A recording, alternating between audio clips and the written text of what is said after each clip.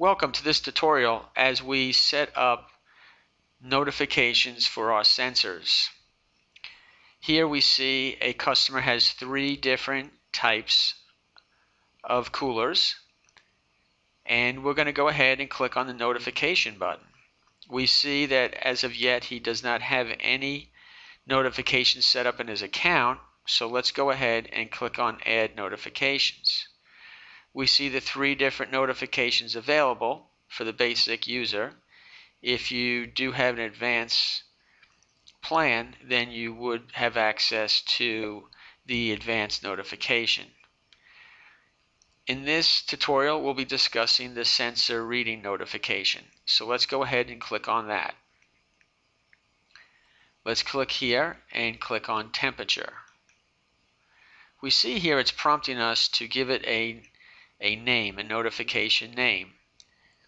If you wanted to put all 3 sensors under the same notification name, that would be fine. You could do something like global temp notifier, and this is just to let you know when you have your notifications all set up which ones are under which. If you had, let's say that you had 2 refrigerators and 1 freezer, you would like to put the 2 under this one here, and then you'd want to go ahead and set up one just for your freezer. You could name it, freezer walk-in box or freezer cooler, and this way, because the temperatures you want to set at different settings, so you don't want to put them all under the same if the temperatures are going to be different. So here it's asking us now to put a text in the notification. We're just going to put here outside temperature range. And again, this is not real important because you're going to get a notification if the cooler goes outside the temperature reading, and you're going to know there's a problem. This is just going to come up on your text or your email and let you know that there's a problem. And these are the words that'll come up under this notification. So here we're going to click on greater, and we're going to put in here 48 degrees. So if these 3 boxes go greater than 48 degrees Fahrenheit, of course you can change this, then it will notify us. Here it's asking us if we'd like to set up a schedule for notification times. In the default, it's set up as always. If you didn't want to be notified, let's say in the middle of the night, you could click on this button tab here and you can set that all up. And then the next thing it's asking is don't alert again for 60 minutes. So if it stays over the 48 degree mark, it'll notify us, and then if it continues to stay over 48 degrees, it will notify us again within 60 minutes. If you do not like the 60 minutes and would like to change it to 120 minutes or whatever you'd like, you can do so now or you can do so later. These things can always be changed at any time. So we're going to go ahead and continue. And here on the left side, it pulls up all the sensors that you have in your account, and it's asking you which ones would you like to put this notification under. And we're going to click on all 3 of these. We're going to put them all on the same notification. And we click here to bring them to the right side, and now they're set to be notified if it goes over 48 degrees. We now have to click on this tab here, People to Notify, and we'll see that a gentleman named Terry Collins is the username. So we're going to click here and we're going to bring him to the right side. And we see in the default he's already set up as getting an email notification. If we want to change that to both, we can do that, or we can go ahead and take off that email notification. And we can change these anytime we want. We could change the user, but for most part, it's very simple to change. So now we're all set to go. we can click in this area here. We see that the global notificator is up. And now let's go over to the overview. We're almost done. And now here we want to go into each one of these. So let's go here. We'll start the glass 3-door cooler. And what we want to do here is we want to hit the edit button. And we want to configure this particular sensor. So here it has the sensor name. It's under Fahrenheit. Once in a while you might get this 0.17 minutes here. It's really going to take a reading every 2 hours. So if it does come up here, you can just click anywhere on this line here and then come back to here and it'll put that at 120.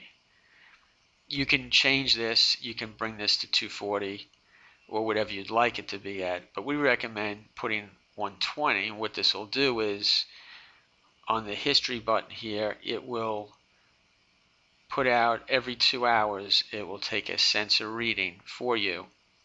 You could make it longer if you wanted to, but this is good for just looking at charts and looking at exactly what's going on every 2 hours in the account. So let's go back over to edit. We didn't save that over here, so it went back to what it was. So we're going to go and put that at 120. It's asking us here the aware state threshold. We're going to click here. We're going to hit greater than. And here we can just click anywhere in here. We can see greater than 93 here. We don't want to do that. We're going to put that right at 48 degrees. Once it gets greater than 48 degrees, it will now take a reading every 20 minutes to see if it went back to underneath that 48 degrees. So this just helps get faster readings, and of course we can put our mouse here at the question marks if you had any questions what these did mean. But we do recommend doing what we just did there and setting this at the temperature that we set up on the notification. And now we hit the save button, and the glass 3-door cooler is all set, configured. We're going to hit the main walk-in box again, then we hit the edit button, and here we have the same thing here. It's at 0.17. We're going to put that at 120. We're going to select greater than, and we're going to put this at 48 degrees, and everything looks good there. We're going to hit the save button. Now if you did want to, and of course we can go to this one, do the same thing, but let's set up another notification. And just for an example, we're going to hit these again, and let's say we want to have it so if it goes too low. So let's just say we want to do this for the chef's cooler. And I don't think it was named that, but it's close enough. And we can put outside temperature range. Now again, you could do this for all these units. We're going to put one that's less than. So let's say we don't want anything freezing in our product, so we can actually make one that if it gets too cold, we can do that. Now if we want to do that for all three, we can get rid of this, put global low temp notifier. We could do that if we wanted to. And so we're going to put less than. We could put 32 degrees if we wanted to, but sometimes boxes might reach that, but only for moments, and then go back up again. But if you want to make sure that you catch it, and you could leave that at 32, and you're all set. We can just hit continue, and we see again that the three of them will come up. And let's click, oh, we just want the one on there, right? So we're going to put the one on here. And that's all set to go. Now one thing we do want to change on here is let's put low temp. So we know that this is going to notify us if the chef if the chef's unit gets low. All right, so let's click in here. Okay, sent from, we've only got the chef prep table in there. Who we notifying? Terry Collins. We're going to bring him to the right side. We'll leave that on the email for this example. And now let's click notification. We see that it refreshed that name there. It's got chef's low temperature. So again, you could do this, you could put global low temperature notifier if you'd like, and if you had if you had a freezer or you added a freezer to the system, you could just put in there freezer walk-in box low temp and high temp. There's a lot of different things you can do with the notifications. If you do have any questions, give us a call at 1-800-913-0192, and we'd love to help you set it up. Thank you.